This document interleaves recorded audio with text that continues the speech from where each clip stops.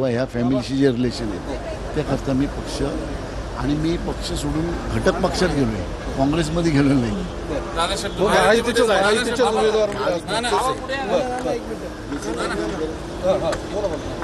जे काही काम करेल ते राष्ट्रवादी पक्षाचे म्हणजे अजितच्या पूर्ण फॅमिलीबरोबर मी पूर्ण ताकदीशी उभा राहील. काय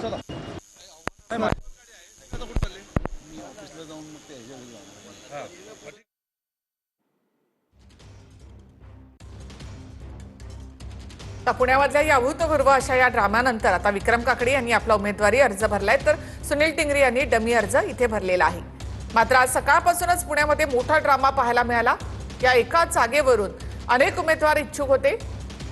सुनील टिंगरे यांचं नावही चर्चेत होतं. मात्र आज सकाळी विक्रम काकडे आणि संजय काकडेंनी राष्ट्रवादीत प्रवेश केला आणि त्यानंतर राष्ट्रवादीकडून अचानकपणे विक्रम काकडे यांचं नाव जाहीर करण्यात आलं.